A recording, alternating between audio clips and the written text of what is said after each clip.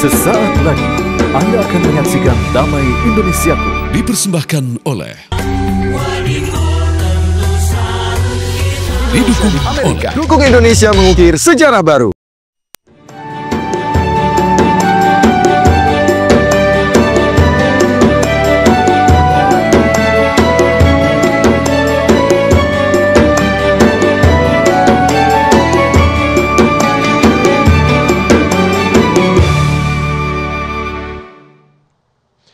Bismillahirrahmanirrahim. Assalamualaikum warahmatullahi wabarakatuh. Alhamdulillahirabbil alamin, nahmaduhu wa nasta'inuhu wa nastaghfiruh wa na'udzu billahi min sururi anfusina wa min sayyiati a'malina. May yahdihillahu fala mudhillalah wa may yudlilhu fala hadiyalah. Asyhadu an la ilaha illallah wa asyhadu anna Muhammadan abduhu wa rasuluh la nabiyya ba'da. Segala puji bagi Allah pemirsa, senang sekali kita berjumpa lagi dalam Majelis Ilmu Damai Indonesiaku. Yang pada kesempatan siang hari ini kita bersiaran langsung dari Masjid Jami Al-Hidayah, tepatnya di Jalan Pondok Bambu Asri Raya, Pondok Bambu, Kecamatan Duren Sawit, Jakarta Timur. Nah pemirsa, sebagai insan beriman atau sebagai makhluk beriman, tentu cita-cita di akhir hayat kita nanti akan menuju surganya. Tidak mungkin yang kita inginkan adalah neraka. Nah yang menjadi pertanyaan adalah bagaimanakah agar kita menjadi orang-orang yang dirindukan surga. Itulah pemirsa bahasan atau judul atau dialog kita pada siang hari ini dalam Damai Indonesiaku, yaitu orang-orang yang dirindukan surga. Bersama guru-guru kita, Habibana Habib Abdurrahman Al-Habsyi, kemudian juga Ustadz Fatih Risat dan juga Ustazah Aini Aryani. Langsung saja pemirsa, kita dengarkan tausiah dari guru-guru kita dalam Majelis Ilmu Damai Indonesiaku yang dipersembahkan oleh Sarung Wadimor, tentu sarung kita. Selamat menyaksikan. Assalamualaikum warahmatullahi wabarakatuh. Bismillah walhamdulillah. Wassalatu wassalamu ala asyrafi khalqillah wa ala alihi wa sahbihi wa man tabi'ah hudah wa walah, amma ba'du. Habiban al-mahbub al-habib Abdurrahman Al-Habsyi, guru kita yang kita muliakan, guru kita Ustazah Aini Aryani yang saya muliakan, segenap para pecinta-pecinta surga yang dimuliakan Allah. Mudah-mudahan semuanya sehat walafiat, berkah dunia akhirat. Semuanya mau masuk surga. Saya doain ibu biar cepat masuk surga.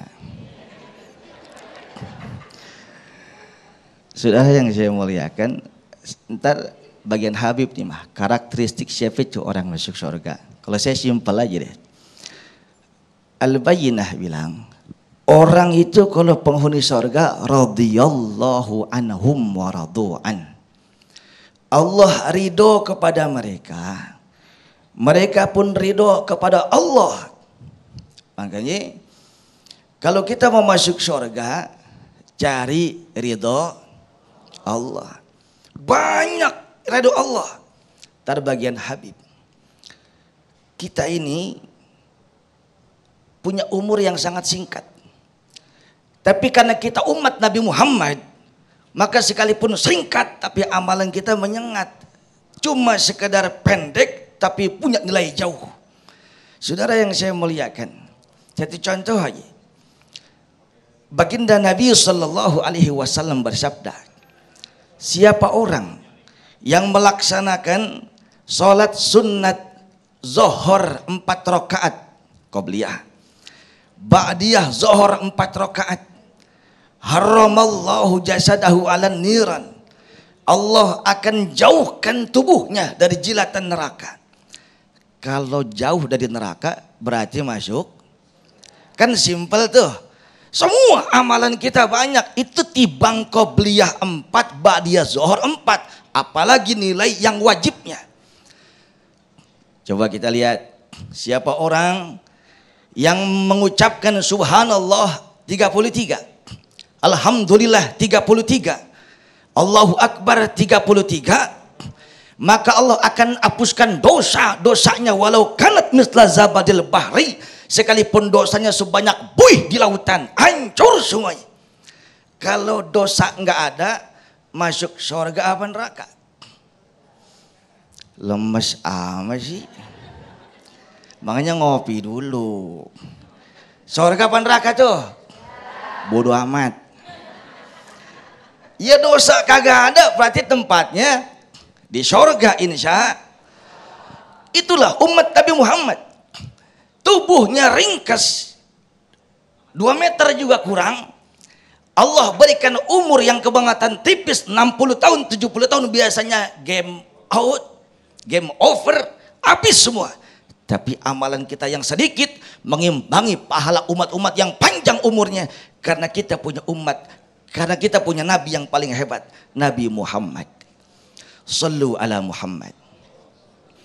Tapi kita jangan terlena, Pak. Kalau kita terlena, ujung-ujungnya ntar kita ujub. Ujung-ujung ntar kita bangga terhadap ibadah kita. Itu contoh begini. Ada orang saban bulan umroh, saban tahun pergi haji, sedekah Jumat 1 miliar. Umpama hatam Quran saban 3 hari, bererot amalan pahalanya. Kira-kira masuk surga enggak? Belum tentu. Belum tentu. Kok bisa begitu? Lihat Kanjeng Rasul mengajarkan, iyyakum wal hasad. Jauhi oleh kalian perbuatan dengki. Tahu dengki? Saya suka tuh tridengki tuh. Oh jengki. Saya lupa dari mana tadi tuh. Jauhi oleh kalian perbuatan dengki. Karena perbuatan dengki itu bisa menghapus semua amalan kebaikan kita. Dengki rumusnya SMS. Senang melihat orang lain susah. Susah melihat orang lain senang. Tetangganya punya motor baru yang meriang dia. Tetangganya punya mobil baru yang diopname di rumah sakit dia juga. Udah dirawat di rumah sakit. Udah ngap-ngapan. Masih dengar juga. Tetangga beli kontrakan baru. Mati dia langsung. Ini. Saudara yang saya muliakan. Amalan kecil bernilai besar ganjaran. Tapi jangan lupa. Apa artinya ibadah banyak, ilmu tinggi, title bererot saudara. Tapi kalau hatinya dengki, semua amalannya angus. Nauzubillah min. Keep your heart. And you have to know, our time in the world is too short. Do you understand? Nyuci masih pakai papan penjelasan. Yes, no, yes, no. Emang apa artinya itu? Dilarang merokok. Bapak Ibu yang saya muliakan, maka cari ridho Allah. Cari ridho. Sering-sering Bib, Ustazah, saya bilang, mohon maaf Bib ya, manusia yang paling gampang masuk surga bukan ustadz. Manusia yang paling gampang masuk surga bukan kiai. Manusia yang paling gampang masuk surga bukan habib. Tapi manusia yang paling gampang masuk surga, istri yang solehah, sing manut karo bojone. Jelas? Yang mana? Manut karo, pandangan tatapan matanya indah, tutur katanya santun, gak pernah maki-maki suami. Kalau ada perempuan suka maki-maki suami, ada uang abang disayang, kagak ada uang abang dia tendang, itu bukan istri, megalodon. Assalamualaikum. Kata Nabi, siapa seorang istri yang redo suami dia dapat, wafat seorang istri, suaminya ikhlas, langsung masuk surga. Redo suami ambil. Jelas? Mau masuk surga? Pulang dari sini tanya sama suami, kalau saya mati abang redo nggak? Pasti redo. Baik, Masya Allah, terima kasih Ustaz Fatih Rizad yang sedikit memberikan mukadimah di segmen 1 ini bagaimana janji Allah terhadap orang-orang yang beriman. Dan tentu yang menjadi caption kita, apa yang disampaikan guru kita, yaitu istri harus nurut kepada atau berbuat baik kepada suami. Begitu juga sebaliknya, itulah orang-orang yang dijanjikan surga oleh Allah Subhanahu Wa Taala. Nah, kami persilahkan kepada para jamaah untuk mengajukan pertanyaan kepada jamaah ibu-ibu atau perempuan terlebih dahulu atas nama Kartika. Silakan boleh berdiri. Ibu Kartika atau Kak Kartika. Oh, Ananda Kartika. Silakan. Adinda Kartika. Silakan. Bismillahirrahmanirrahim. Assalamualaikum warahmatullahi wabarakatuh. Waalaikumsalam warahmatullahi wabarakatuh. Izin Ustadz, saya mau bertanya. Sebelumnya perkenalkan, nama saya Kartika. Pendapat saya mau bertanya yaitu apa perbedaan antara orang yang masuk surga karena amalnya dan orang yang dirindukan surga sejak di dunia? Jadi seperti itu pertanyaannya saya Ustadz. Terima kasih. Wassalamualaikum warahmatullahi wabarakatuh. Waalaikumsalam warahmatullahi wabarakatuh. Ini 11-12 nih mah. Ibaratnya Ridho Roma sama saya. Ada orang yang masuk surga karena amal perbuatannya. Dan ada orang yang dirindukan surga dari awal penciptaannya. Kan begitu tuh. Ribet juga nih ya. Begini, saya luruskan sedikit Adinda. Kalau ada orang masuk surga dengan amal perbuatannya, kayaknya nggak ada. Tidak ada. Karena semua orang masuk surga dengan rahmat. Al-Imam Muhyiddin Abi Zakaria Yahya bin Syaraf An-Nawawi menukil satu hadis sahih. Begini Pak. Lupa deh tuh. Sesungguhnya la yadkhulanna ahadukum al-jannah bi amali illa ayyatagammadahullahu bi rahmati. Wala anta ya Rasulullah wala ana. Jadi Nabi pernah bilang begini Adinda. Sesungguhnya seorang di antara kalian enggak akan masuk surga dengan amal ibadah kalian yang begitu banyak. Kecuali Allah berikan rahmat kepada kalian. Ini sahabat sedikit pesimis nih. Yang udah tunggang-tungging saban malam. Yang udah kempes banget lantaran puasa. Bibir pecah manggis. Sampai dompet cekak 7 Rejab. Sedekah kemana-mana. Kata Nabi, amalan sedekah kita, puasa kita, sholat kita belum tentu jaminan surga. Kalau bukan rahmat Allah. Sahabat tanya balik Adinda. Wala anta ya Rasulullah. Apakah termasuk anda ya Rasulullah? Anda tidak akan masuk surga kecuali dengan rahmat Allah. Nabi fair. Wala ana. Termasuk saya. Saya tidak akan masuk surga kecuali dengan rahmat Allah. The most important for us. Maka yang paling penting bagi kita adalah rahmat Allah itu ambil. Paham Adinda? Di mana rahmat Allah itu turun. Dan ingat, belum tentu yang namanya rahmat turun rahmat. Temen saya rahmat mancing mulu di Empang. Rahmat itu akan turun Ustaz Sofyan ketika zat yang maha rahmat, maha rahman tahu hatinya rahman. Di hadisnya nih Dinda. Ar-Rahimun yarhamuhumur rahman. Irhamu man fil ard yarhamkum man fis sama. Orang-orang yang memiliki rasa kasih sayang akan dikasihi oleh zat yang maha penyayang. Adinda, lihat saya ya. Jangan ke bawah, jangan. Paham? Maka Allah akan berikan rahmat kasih sayang kepada orang yang punya sifat kasih sayang. Tips 1. Makhluk yang di bumi sayangi, yang di langit menyayangi kita. Percuma kita ibadah kepada Allah, sama orang dengki. Yang sono fitnah, cewek statue. Tahu statue? Setelan curut. Asal ada maunya doang Ustaz. Lempengan kagak ada, dia jauh dari masjid musola. Itulah dia. Jadi kesimpulannya ya. Kalau kita semua beramal ibadah Allah redho masuk surga. Tapi kalau ibadahnya karena sesuatu kepentingan dunia atau cari muka, tidak akan turun rahmat, tidak akan diponten. Terakhir, lah kalau ada orang dipastikan masuk surga dari kecilnya, itu kita nggak paham. 4 bulan Adinda Kartika di rahim kita semua nih, di rahim emak kita kan udah ditulis tuh ya. Syaqi au sa'id. Kita akan celaka apakah bahagia di sono nanti di surga apa di neraka kan udah kecatat ya. Lantaran kita kagak tahu, anggap aja itu belum pasti. Makanya fastabiqul khairat. Masya Allah. Gitu Linda ya. Baik, terima kasih Ustaz Fadil Irsyad. Boleh duduk kembali. Nanti kita akan siapkan, kita akan lanjutkan di segmen kedua bersama Ustazah Aini Aryani. Bagaimana sebetulnya kalau tadi guru kita Ustaz Fadil Irsyad yaitu bagaimana Allah menjanjikan orang-orang soleh dan beriman untuk surga. Lantas sebab atau apakah yang menjadi penghalang untuk kita untuk tidak masuk surga? Insya Allah akan disampaikan oleh guru kita Ustazah Aini Aryani. Tetaplah bersama kami dalam Damai Indonesiaku yang dipersembahkan oleh Sarung Wadimor, tentu sarung kita.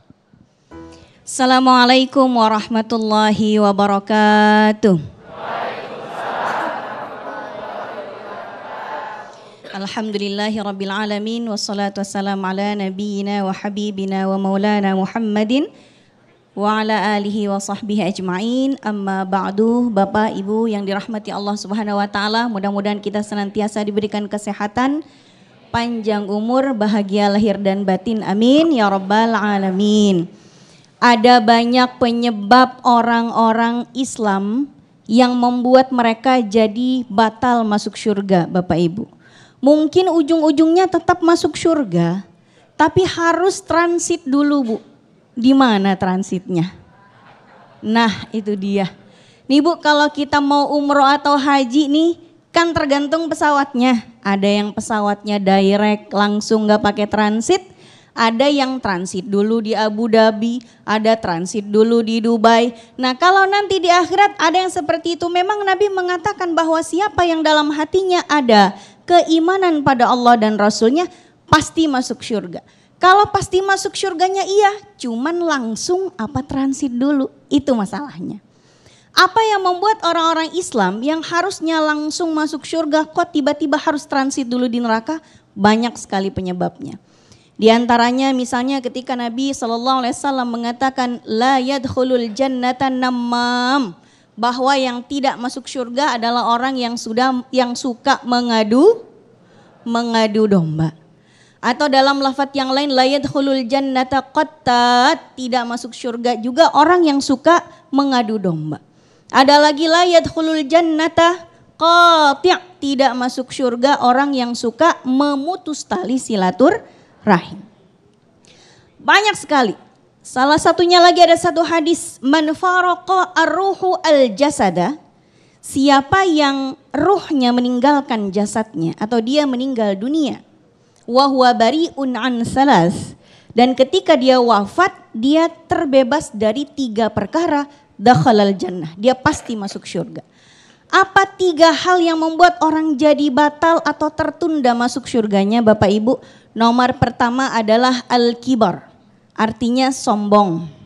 Sombong itu sama dengan apa Bu ya? Sengak kata orang, ujub kata orang yang lain, angkuh dan segala macamnya. Kemudian yang kedua adalah al-ghulul. Ghulul itu adalah orang yang berkhianat atas kepercayaan harta yang diberikan kepadanya. Dan yang ketiga, ini yang paling sering terjadi Bapak Ibu, ad-dain. Orang yang suka kabur dari tanggung jawab bayar hutang. Ini yang paling sering ya Bu ya. Sering gak Bu? Nih kadang-kadang ada ibu-ibu kalau urusan utang kadang-kadang suka lupa. Begitu beli sayur ke pasar, sengaja bawa duit yang paling besar 100.000, belinya toge doang 1 on Bu. Kata tukang sayurnya, mohon maaf ibu, ini belum ada kembaliannya. Bawa aja duitnya, besok kesini lagi aja bayar. Si ibu kira-kira besoknya balik buat bayar apa enggak Bu? Kalau ibu-ibu di sini insya Allah bayar semua, insya Allah. Tapi kadang-kadang ada yang sengaja enggak datang. Kalaupun datang nanti lupa dia. Atau pura-pura lupa, Allah cuman toge. Padahal kalau tukang sayurnya tidak ridho, wah sayang-sayang Bu kalau nggak masuk surganya gara-gara toge 1 on. Sayang. Atau sengaja ke tukang sayur bawa duitnya ngepas, tiba-tiba aduh iya belum ada tomat buat nyambel. Bang, nih tomatnya 1 ya gratis buat tambahan bonus, kata abang tukang sayurnya. Enggak Bu, nggak boleh. Ya udahlah Bang, saya ambil dulu, besok abang kesini saya bayar. Si ibu besoknya udah tahu si abangnya datang, sengaja nggak nongol biar nggak ditagih. Itu kalau salah satunya meninggal dunia, entah si abang sayurnya yang meninggal duluan atau si ibunya meninggal duluan dan ada hutang di antara keduanya, hati-hati Bu. Kalau kata anak sekarang nggak worth it ya Bu ya, nggak sepadan gitu. Antara 1 biji tomat dengan membuat kita jadi enggak jadi masuk surga langsung tuh nggak enak banget. Ibaratnya nih ibu udah ngantri depan pintu surga, udah tinggal ngelangkah 1 lagi, tiba-tiba ada yang manggil di belakang. Tuh malaikat Ridwan jangan masuk surga dulu.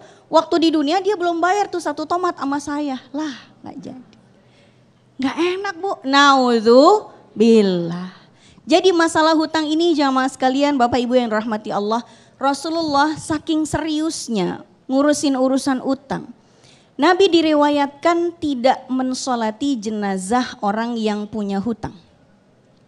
Orang yang memang punya hutang tapi dia meninggalkan harta. Oh berarti ini dulu di dunia memang sengaja menunda-nunda untuk bayar hutang. Jadi jangan sampai kita menunda-nunda pembayaran hutang agar kita nanti di alam kubur bisa selamat dan nanti kita bisa masuk surga tanpa transit insya Allah. Insya Allah, Masya Allah, terima kasih. Nauzubillah summa nauzubillah. Mudah-mudahan kita terhindung dari apa yang disampaikan dulu kita tadi Ustazah Aini Aryani dengan sifat kesombongan, kemudian juga menunda-nunda untuk membayar hutang. Inilah yang menjadi penyebab kita untuk terhalangnya masuk surga. Nah, kami persilahkan kepada para jamaah untuk mengajukan pertanyaan atas nama Pak Eka. Boleh berdiri atas nama Pak Eka? Iya, Pak siapa? Pak Yusuf, baik Pak Yusuf, boleh berdiri? Mic-nya sudah disiapkan, yang mana? Oh Pak Yusuf, baik silakan. Bismillahirrahmanirrahim. Assalamualaikum warahmatullahi wabarakatuh. Waalaikumsalam warahmatullahi wabarakatuh.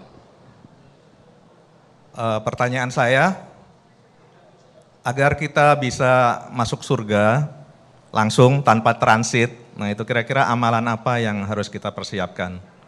Tentunya sholat, kemudian baca Al-Quran, dan lain-lainnya, nah apalagi kiranya. Terima kasih. Baik, silakan Ustazah Aini untuk langsung dijawab. Biar kita tidak transit dulu ya Bu. Pengen ya Bu ya, kita mah pengennya langsung aja kalau perlu tanpa hisap. Amin ya Rabbal Alamin.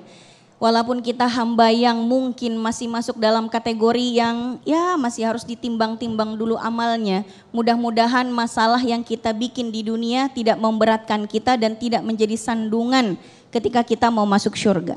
Di antara yang paling enak membuat kita masuk surga adalah enggak punya dosa. Dan itu susah. Susah. Jadi kalau misalnya ada orang meninggal nih, enggak punya pahala.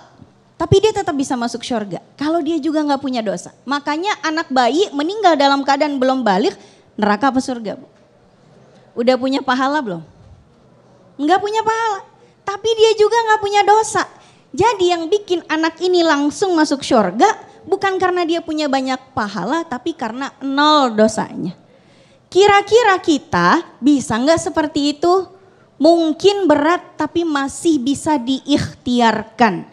Jadi yang paling enak Bu adalah kalau kita tidak punya masalah dosa dengan orang lain. Kalau dosa kita dengan kepada Allah langsung, taubatnya enak, mohon maafnya enak. Kenapa? Karena Allah itu maha pengampun. Tapi kalau kita punya dosanya sama sesama manusia dan tidak diridhoi oleh manusia tersebut, kita masih akan dimintai pertanggungjawaban nanti ketika di yaumil hisab. Maka Nabi mengatakan, menceritakan atadruna manil muflis. Kalian tahu tidak kata Nabi siapa orang yang paling bangkrut? Lalu para sahabat menjawab orang yang nggak punya dinar, nggak punya dirham, nggak punya mata, nggak punya harta. Tapi kata Nabi bukan itu. Orang yang bangkrut di akhirat adalah orang yang membawa banyak pahala ke akhirat. Dia pahala sholatnya banyak ya Bu. Puasanya banyak, zakat, sedekah, infak, wakaf semuanya banyak. Tapi wasyatama hadza, wa qadhafa hadza, wa akala mala hadza, wa safaka dama hadza. Orangnya banyak pahalanya, tapi dia suka menzalimi orang lain, dia suka menumpahkan darah orang lain, dia ngambil harta anak yatim, itu yang akan menjadi kendala dia yang membuat dia harus transit di neraka. Kalau masalah kita belum kelar dengan sesama manusia, gak bakalan kita masuk ke surga. Na'udzubillah summa na'udzubillah. Baik, Masya Allah, terima kasih Ustazah Aini, boleh duduk kembali dan nanti kita akan teruskan di segmen ketiga. Habib akan meneruskan bagaimana sesungguhnya orang-orang yang dirindukan surga. Namun sebelumnya guru kita Ustadz Fatih Rizad sudah bersiap-siap untuk berbagi berkah bersama Luwak White Coffee.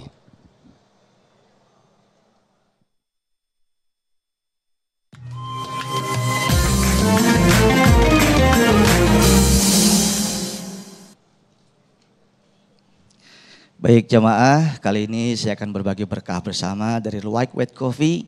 Bagi jamaah yang beruntung bisa menjawab pertanyaan saya, insya Allah akan dapat hadiah 1 juta rupiah yang dipersembahkan oleh Luwak White Coffee, dan jangan lupa dipotong pajak. Baik, siap-siap. Pertanyaannya, apa penyebab orang bisa masuk surga? Yang bisa silakan ke sini. Ayo tunjuk tangan. Ayo Adina silakan sini. Ya.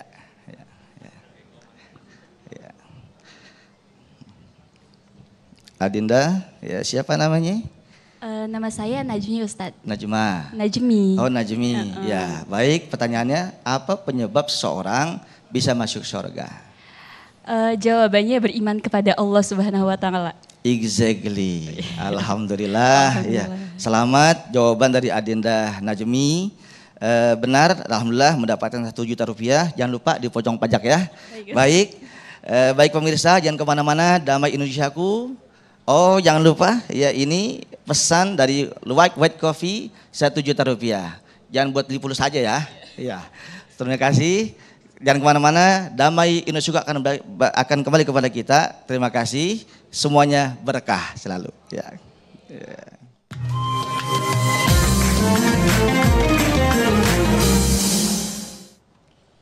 Bismillahirrahmanirrahim. Assalamualaikum warahmatullahi wabarakatuh.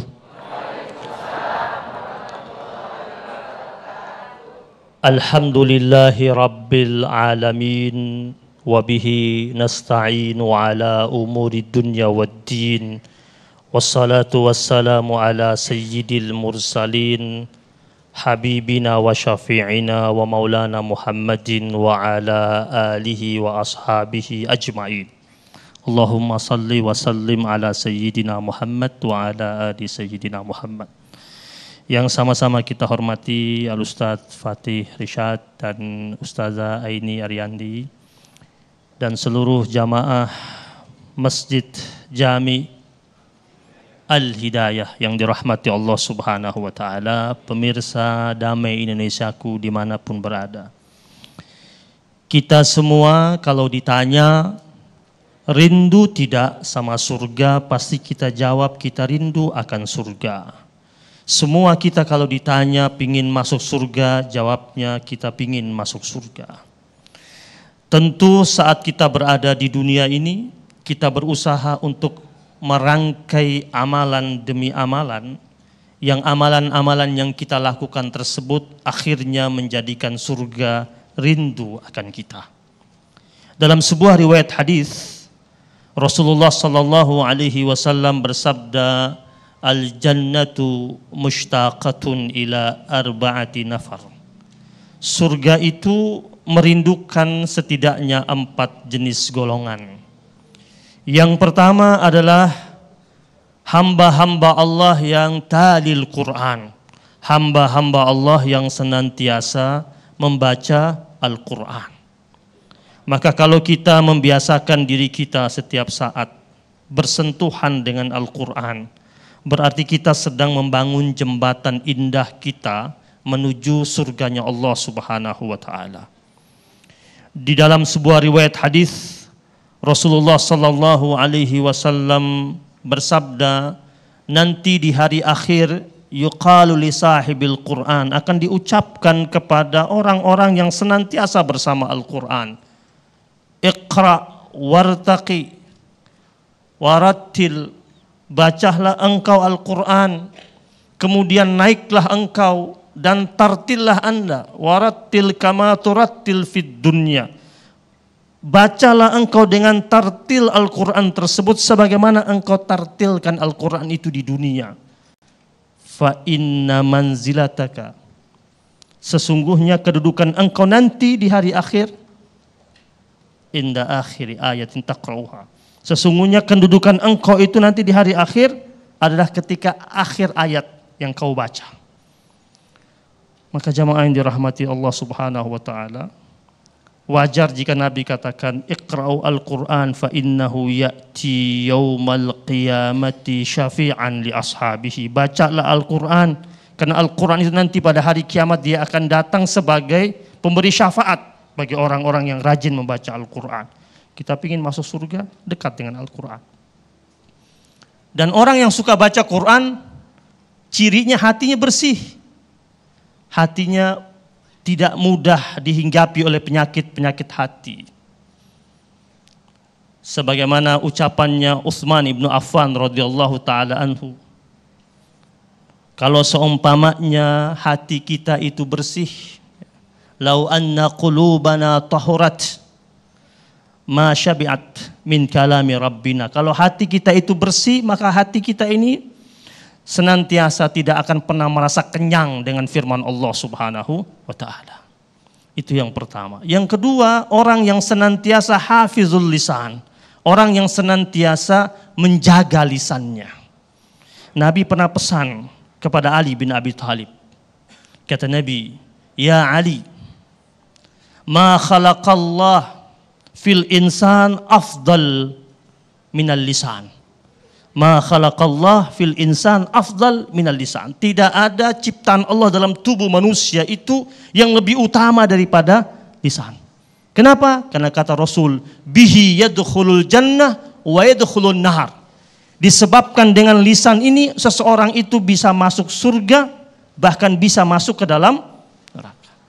Tadi ustadz sama ustazah kita sudah menjelaskan tentang bahaya ghibah dan lain sebagainya. Bahkan Nabi pesan kepada Ali bin Abi Thalib, "Ya Ali, la tu'ayyir ahadan bima fi." Jangan sampai engkau memburukkan seseorang dengan apa yang ada pada diri orang tersebut. Karena tak mungkin ada orang yang lepas daripada aibnya.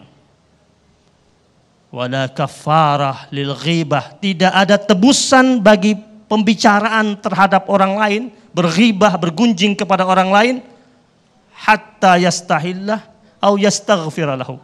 Kalau kita menggunjing kepada orang lain, tebusannya itu adalah kita minta kehalalan dari orang yang kita omongkan itu, atau kita minta untuk diistighfarkan untuk kita.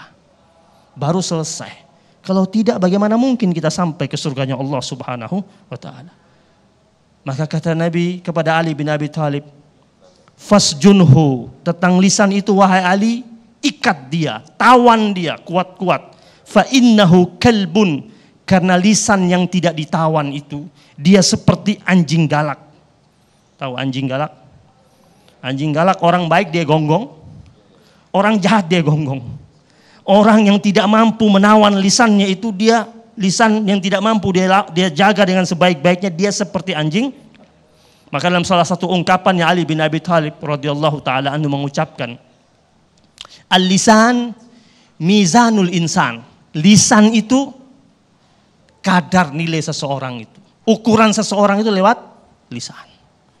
Lisan ini terlihat tak bertulang, tetapi dia bisa memporak-porandakan bangunan besar. Bisa menghancurkan suatu negeri, bisa merontokkan suatu peradaban gara-gara lisan. Yang berikutnya, mut'imul ji'an.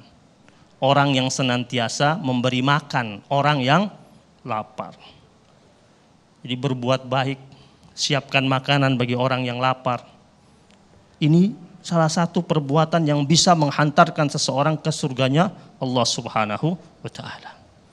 Baik, terima kasih Habib Abdurrahman Al-Habsyi telah menyampaikan dan juga melengkapi bagaimana sesungguhnya orang-orang yang dirindukan surga. Simple atau ringan sebetulnya, salah satu poin diantaranya bagaimana kita sering memberi makan orang yang lapar, kemudian juga menjaga lisan. Namun terkadang sulit ya Habib untuk terus istiqomah dalam hal-hal ini yang tadi disampaikan guru kita.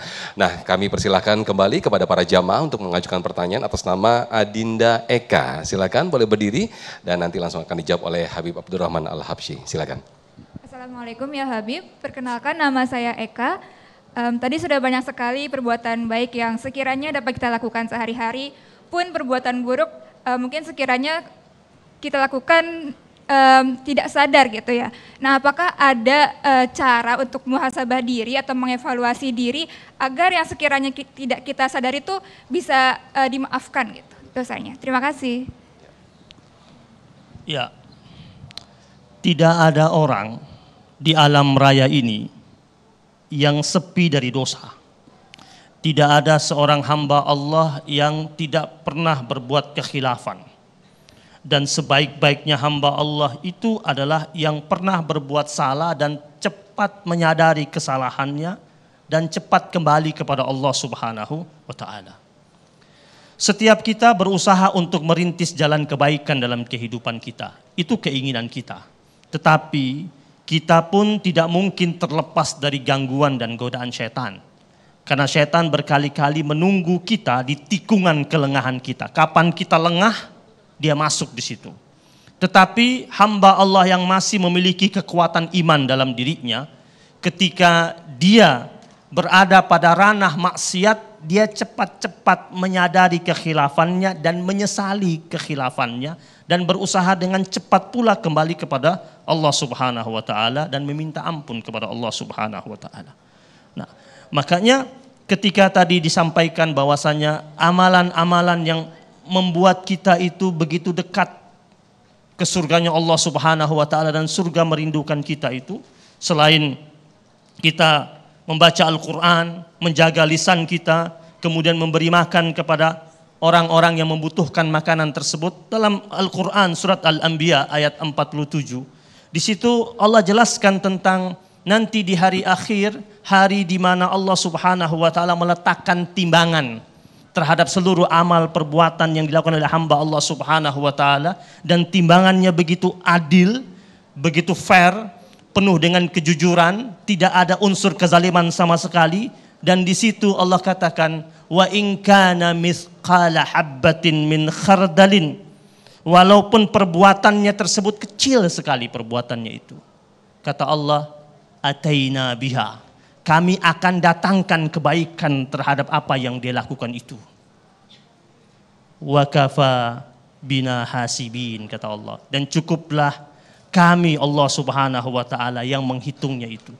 Artinya tetap berusaha melakukan kebaikan dan tidak pernah berhenti merintis jalan kebaikan tersebut, dan yakinlah sama firman Allah surat Al-Anbiya ayat 47 tersebut bahwasanya Allah Subhanahu wa taala tetap mencatat sekecil apapun perbuatan baik yang kita lakukan dicatat oleh Allah Subhanahu wa taala dan menjadi nilai perhitungan di hari akhir buat kita.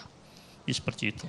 Baik, Masya Allah, terima kasih Habibana, boleh duduk kembali atas jawabannya. Masya Allah, mudah-mudahan kita semuanya termasuk orang-orang yang diistiqomahkan untuk selalu berbuat baik, sehingga kita termasuk orang-orang yang dirindukan surga. Nah, di segmen berikut pemirsa, selain jamaah yang kami persilakan untuk bertanya, kami juga buka pertanyaan-pertanyaan sudah masuk lewat Instagram kami, yaitu @damai_indonesiaku_tv1, yang nanti kami akan masuk dalam segmen Ulama Menjawab. Sesaat lagi tetaplah dalam Damai Indonesiaku.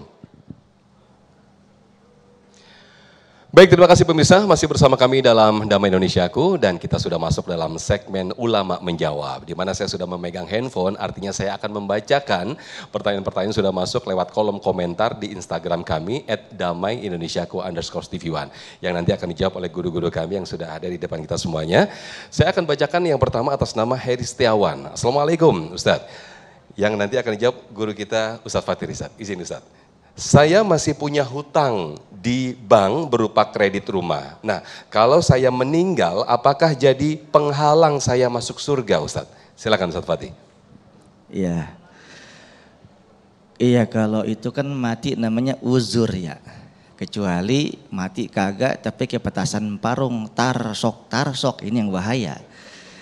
Jadi kalau ada orang wafat ninggalin utang, baik personal atau kelembagaan, ya utang tetap utang. Makanya Nabi pernah nggak mau nyolatin sahabat. Apa sebabnya? Utangnya banyak. Kalau utangnya kagak dibayar atau tidak ada yang dikuasakan kepada sahabat yang lainnya, cepat dikubur, kesian. Man dhamin hazal mayyit. Sahabat siapa yang mau nanggung utang di jenazah? Utangnya banyak. Nanggung utang, kagak ada yang mau ngacung, coba nanggung jandanya, mungkin mau, ceplosan. Akhirnya sahabat Abu Bakar, Ustadz Sofyan, saya yang nanggung utang ini jenazah. Baru Nabi nyolatin. Maka sekalipun utangnya kelembagaan tetap wajib dibayar oleh ahli warisnya. Gitu Ustaz Sofyan. Baik, terima kasih Ustadz Fatir Rizad atas jawabannya. Berikutnya saya akan bacakan atas nama Melovely Katuk. Assalamualaikum Ustadz. Ini kalau di Instagram memang aneh-aneh namanya Habib. Habibana nanti akan menjawab. Assalamualaikum Ustadz, Ustazah. Tentang orang istimewa yang dirindukan surga. Bagaimana cara kita agar bisa termasuk ke dalam golongan manusia istimewa tersebut? Lalu apa yang menjadi ukuran kemuliaan seseorang di hadapan Robnya selain dari banyaknya ibadah? Fadal Habib. Ya. Dalam sebuah riwayat hadis itu Nabi katakan, ayyuhan nas afsus salam, at'imut ta'am, wasilul arham. Wahai sekalian manusia, tebarkanlah salam, kedamaian, ketentraman, kenyamanan, ketenangan. Kemudian berikanlah makan kepada orang-orang yang membutuhkan makanan tersebut. Kemudian sambunglah terus tali silaturahim. Wasallu bil laili wan nasu niyam, dan solatlah engkau di malam hari, solat tahajud maksudnya, ketika manusia kebanyakan sedang terlelap. Tadkhulul jannata bis salam, engkau akan masuk surga dengan selamat. Jadi kalau kita lihat hadis ini, Rasul Shallallahu Alaihi Wasallam menjelaskan ada banyak sebenarnya jalan menuju surganya Allah Subhanahu Wa Taala lewat amaliyah ibadah sosial dan ibadah spiritual. Yang tiga itu yang lebih disebut di awal itu ibadah sosial semua. Jadi kita bisa mencari banyak jalan itu untuk menuju surganya Allah Subhanahu Wa Taala. Dan kita lakukan semuanya karena kita tidak tahu jalan yang mana yang akhirnya mempermudah kita masuk ke surganya Allah Subhanahu Wa Taala. Baik, terima kasih Habib atas jawaban singkatnya. Kemudian saya persilakan Ustazah Aini yang akan menjawab atas nama Talk Show. Wah, ini namanya aneh lagi nih. Ustazah, Assalamualaikum. Saya izin bertanya, bahayanya jika seseorang muslim hanya fokus pada ritual tapi melalaikan akhlak yang menjadi syarat dirindukan surga. Ini bagaimana Ustazah Aini? Yang menjadi salah satu syarat masuk surga tidak hanya pada kuantitas ibadah kita. Banyak ibadah kita berkualitas atau tidak. Berkualitas atau tidak ibadah kita, tapi kalau akhlaknya buruk kepada sesama manusia, nah ini yang tadi sempat kita singgung ya Bu, termasuk orang yang bakalannya bangkrut di hari kiamat. Contoh misalnya tadi bawa ke akhirat pahala sholatnya banyak, pahala puasanya banyak, zakat, wakaf dan semuanya banyak. Tiba-tiba di akhirat dia dimintai pertanggungjawaban. Ada orang yang pernah dulu di akhirat, di dunia pernah dia fitnah. Misalnya kita pernah memfitnah orang lain saat di dunia, hancur namanya. Kita bunuh karakternya, habislah dia di pekerjaannya, dia dipecat, di rumah tangganya dia berantakan, bercerai, dijauhi oleh anaknya karena kita fitnah. Begitu beratnya tanggungan dia di dunia. Mungkin di dunia ini kita bisa kabur dari kesalahan kita, tapi di akhirat orang itu akan meminta pertanggungjawaban pada kita atas buruknya akhlak kita terhadap dia saat di dunia dulu. Jadi nanti orang tersebut akan bilang sama kita, Bu, Bapak, Ibu, dulu Anda pernah memfitnah saya, menghancurkan hidup saya di dunia, akhlak Anda buruk sama saya minta pertanggungjawaban. Saya minta pahala Anda di dunia. Anda kan rajin sholat tahajud sama sholat duha, buat saya semuanya. Dengan itu baru saya ridho dengan fitnah yang dulu Anda lakukan pada saya. Ibu, kita yang di dunia capek-capek sholat tahajud sambil ngantuk, sholat duha juga pahalanya buat dia. Nanti datang lagi orang yang ternyata dulu di dunia pernah kita mintain utang. Habis dia ngutangin kita, nomornya kita blokir. Nah, orangnya kita lari dari dia, nggak kasih kabar. Kalau kita ditagih utangnya, kita malas-malas, malah kita marah-marah. Ikhlas nggak sih ngasih utang, kata kita sama dia. Nah, sampai mati dia tidak ridho atas hutangnya, nanti di akhirat juga dipertanyakan. Kata dia, saya mau Anda bayar hutang. Wah, di sini sekarang nggak ada duit. Saya tidak butuh duit Anda, kata dia. Pahala Anda. Pahala dulu Anda pernah wakaf ke masjid. Anda pernah sedekah, Anda pernah ngasih makan anak yatim, buat saya semuanya habis pahalanya kita. Kalau sudah habis pahala kita, masih juga ada orang yang kita pernah dizalimi dengan buruknya akhlak kita di dunia, Ibu. Mungkin akhlak kita pahala kita udah habis, dia mau minta apa lagi sama kita? Kata kita, udah habis pahala saya, Anda mau minta pertanggungjawaban apa? Lalu dia bilang, baik kalau memang pahala Anda udah habis, ini nggak apa-apa, saya punya dosa saya silakan Anda tanggung. Na'udzubillah. Jadi di antara penyebab kita masuk surga tidak hanya banyaknya pahala, tidak hanya berapa banyak kualitas pahala yang kita bawa, tapi berapa sedikit kezaliman yang kita lakukan di dunia terhadap orang lain. Baik, terima kasih Ustazah Aini atas jawabannya. Kami masih berikan kesempatan satu kepada para jamaah untuk mengajukan pertanyaan atas nama Pak Rangga ya. Silakan Pak Rangga, boleh berdiri. Bismillahirrahmanirrahim. Assalamualaikum warahmatullahi wabarakatuh. Waalaikumsalam warahmatullahi wabarakatuh. Saya dengan Rangga dari Pondok Bambu. Sebagai Muslim kita meyakini adanya surga dan neraka, Pak. Salah satunya surganya adalah surga Firdaus. Bagaimana cara kita menggapainya dan bagaimana kita golongan apa saja yang bisa masuk ke dalam surga Firdaus. Terima kasih. Wassalamualaikum warahmatullahi wabarakatuh. Waalaikumsalam warahmatullahi wabarakatuh. Silakan duduk kembali Pak Rangga, terima kasih atas pertanyaannya. Ustadz Fatir Irsyad yang menjawabnya, bagaimana agar kita bisa menggapai atau mendapatkan surga Firdaus, Ustadz, silakan. Iya, sampai-sampai ada tetangga pengen anaknya masuk surga Firdaus. Kalau bahasa sonnya paradise. Firdaus. Emang gaplek mulu. Kocaknya mah. Jadi Firdaus itu dalam konsep Al-Qur'an, innalladzina amanu wa amilus salihati kanat lahum jannatul firdausi nuzula. Sesungguhnya orang-orang yang beriman, beramal soleh, maka bagi dia surga Firdaus. Beriman dan beramal soleh itu ibarat sayap burung yang tidak bisa dilepaskan. Burung punya satu sayap, terbang nggak Bu? Bengong aja.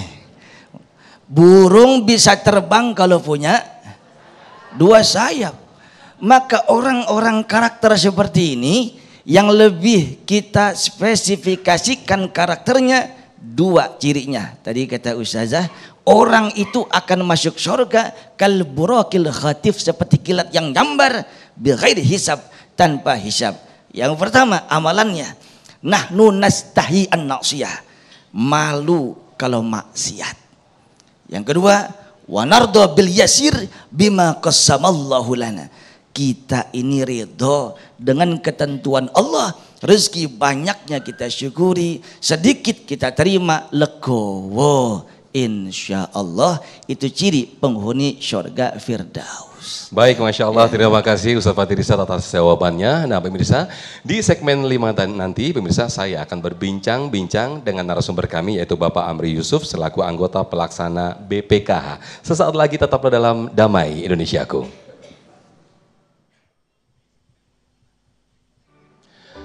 Baik, terima kasih pemirsa, masih bersama kami dalam Damai Indonesiaku. Nah, di segmen 5 ini saya sudah berbincang-bincang dan sudah bersama kita Bapak Amri Yusuf selaku anggota Badan Pelaksana BPKH atau Badan Pengelola Keuangan Haji. Nah, Assalamualaikum Pak Amri Yusuf. Waalaikumsalam warahmatullahi wabarakatuh. Sehat Pak Amri? Alhamdulillah sehat Ustaz Sofyan. Alhamdulillah. Nah tadi kita sudah mendengar tausiah dari guru-guru kita. Ini pas banget ini, tema yang kita angkat pada kesempatan siang hari ini adalah orang-orang yang dirindukan surga. Termasuk poin tadi yang disampaikan adalah orang yang dirindukan surga adalah orang yang mampu menjaga amanah. Nah selaku BPKH atau Badan Pengelola Keuangan Haji ini bagaimana menjaga amanah umat agar pengelola keuangan ini tetap transparan, akuntabel dan juga sesuai syariat. Silakan Pak Amri. Terima kasih Ustaz Sofyan atas pertanyaannya. Ini pertanyaannya berat sekali, tapi harus saya jawab dalam waktu yang singkat. Bapak Ibu sekalian, dana haji saat ini jumlahnya kurang lebih 178 triliun. Dana itu adalah milik 5,4 juta jamaah haji Indonesia yang menunggu untuk berangkat. Rata-rata masa tunggunya kurang lebih 26 tahun. Dana ini dana publik, dana amanah, dana titipan jamaah haji Indonesia. Niatnya mereka menitipkan dana haji itu adalah untuk beribadah. Oleh sebab itu ini amanah yang cukup berat, tanggung jawab yang cukup besar. Nah, untuk menjaga amanah ini ada beberapa hal yang ingin saya tegaskan yang kami lakukan sebagai pengelola. Yang pertama, kami memegang teguh komitmen semua elemen dari pimpinan sampai dengan orang yang paling bawah sebagai pelaksana. Prinsip pengelolaan dana haji itu harus hati-hati, transparan, akuntabel, dan profesional. Dana haji tidak boleh dikelola secara ugal-ugalan. Jadi prinsip-prinsip pengelolaan dana haji sudah diterapkan dalam Undang-Undang 34 2014. Yang kedua yang kami lakukan dalam rangka menjaga amanah umat yang cukup besar ini adalah dengan membangun sistem tata kelola dana haji. Apa itu sistem tata kelolanya? Yang pertama, sistem operating prosedur, proses bisnisnya itu harus kami susun sedemikian rupa. Yang kedua, good corporate governance-nya harus kami rapikan sebaik mungkin. Board manual, proses pengambilan keputusan di antara pimpinan, baik di Dewan Pengawas dan Badan Pelaksana, itu harus diatur. Risk management dan sistem kepatuhannya kami bangun. Jadi sistem tata kelola ini adalah kunci bagaimana lembaga ini bisa tetap menjaga amanahnya dengan baik.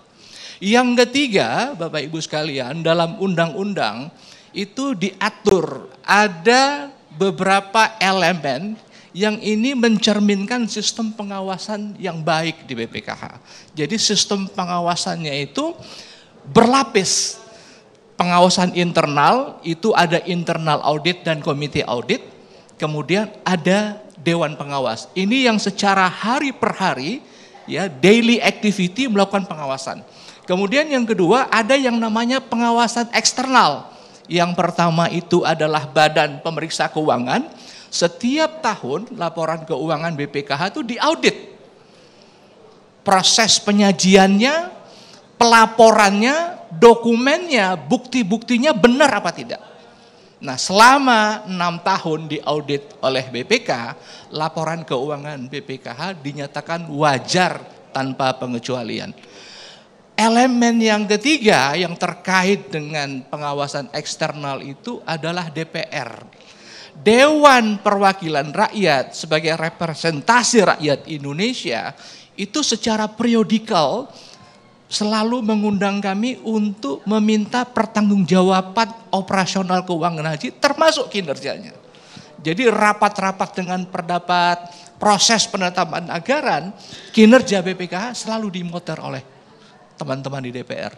Jadi sistem pengawasan yang berlapis ini adalah kunci bagaimana supaya amanah yang diberikan oleh umat kepada BPKH itu bisa dijaga dengan baik. Baik, Masya Allah. Nah, sebagaimana yang diajarkan oleh Rasulullah SAW adalah selalu adanya keterbukaan dalam bermuamalah. Nah, ini bagaimana BPKH memandang hal ini agar pengelolaan dana yang dikelola oleh BPKH ini transparansi agar umat ini juga tenang dan yakin begitu ya. Silakan Pak Amri.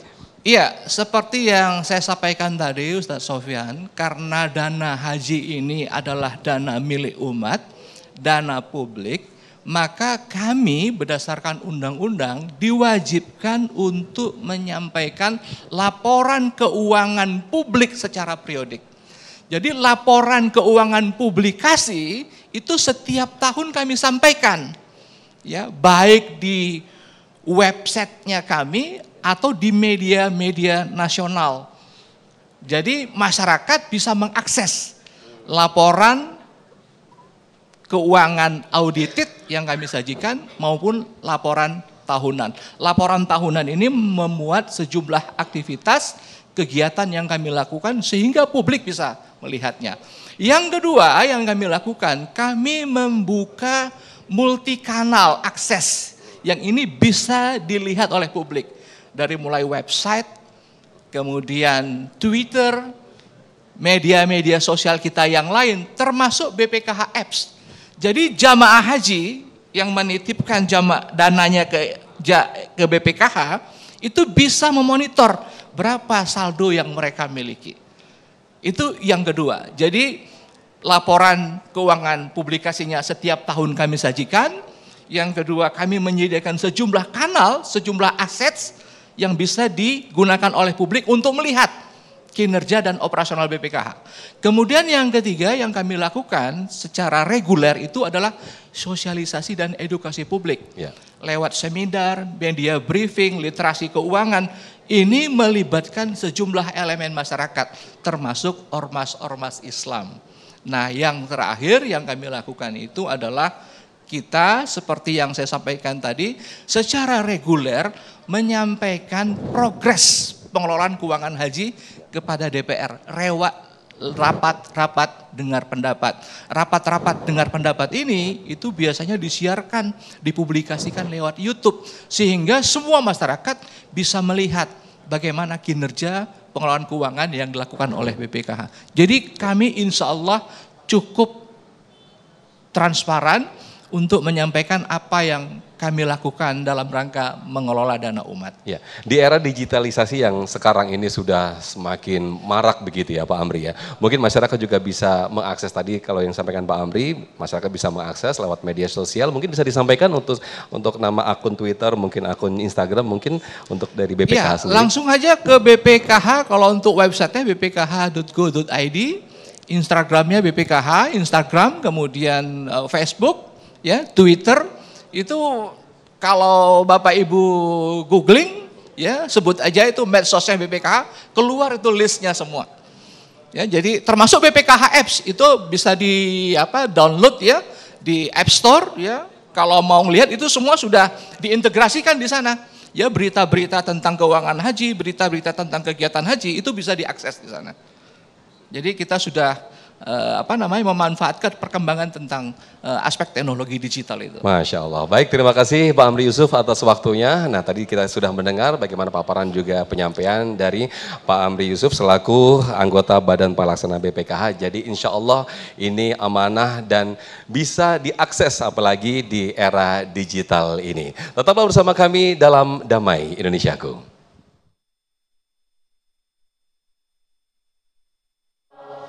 Rabbal baraya. Ya Allah, ya Tuhan kami tahu kami begitu lemah ya Allah, dengan segala macam bentuk kesalahan yang kami lakukan.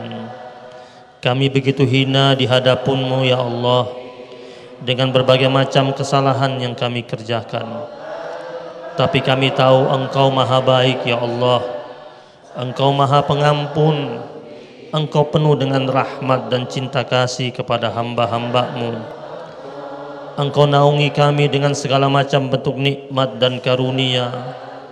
Engkau berikan anugerah yang tak terhingga kepada kami ya Allah. Jadikanlah kami sebagai hamba-hamba-Mu yang senantiasa mengingat-Mu, bersyukur pada-Mu ya Allah, senantiasa kuat beribadah kepada-Mu, menjadi hamba-Mu yang senantiasa berusaha untuk menjauh maksiat-maksiat yang Engkau larang bagi kami untuk mengerjakannya. Ya Allah, ya Tuhan kami adalah hamba-Mu yang penuh dengan harapan yang tak terhingga pada-Mu. Amal kami masih sedikit, namun harapan kami akan rahmat-Mu begitu besar. Ya Allah, ya Rahman, ya Rahim, jadikanlah kami sebagai hamba-hamba-Mu yang senantiasa giat melakukan amal-amal baik. Jadikanlah kami sebagai hamba-hamba-Mu yang senantiasa melakukan ketaatan yang tulus kepada-Mu, mampu melaksanakan segala macam bentuk kebaikan, dapat meniti jalan indah menuju surga-Mu yang mulia.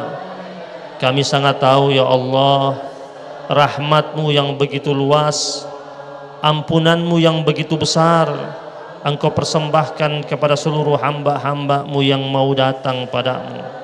Ya Allah, ya Rahman, ya Allah, ya Rahim, yang penuh dengan kasih sayang, penuh dengan cinta, kami datang pada-Mu ya Allah dengan memohon segala macam bentuk kebaikan agar Engkau berikan kepada kami.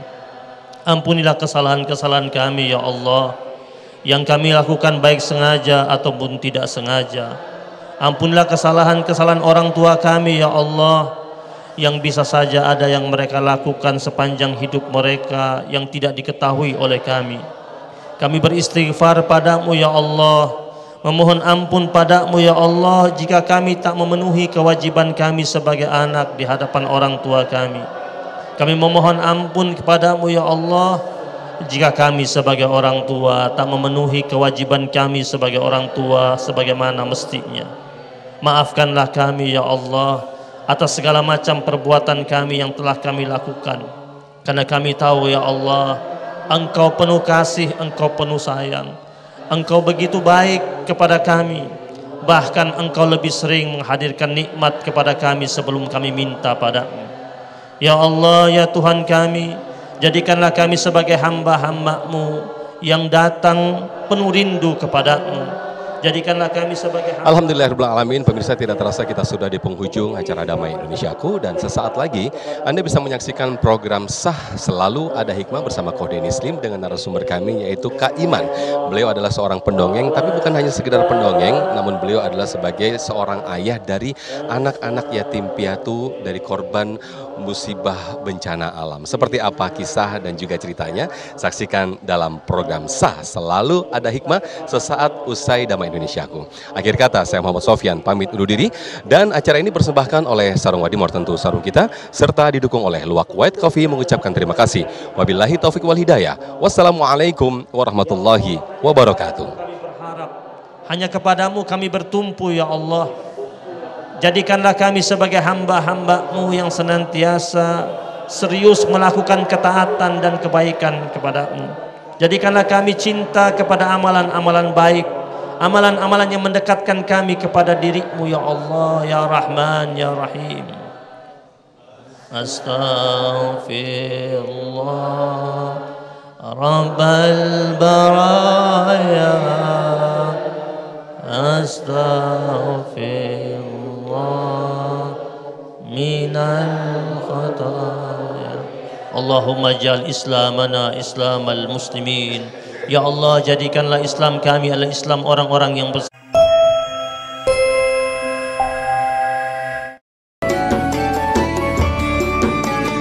Anda baru saja menyaksikan Damai Indonesiaku, dipersembahkan oleh didukung oleh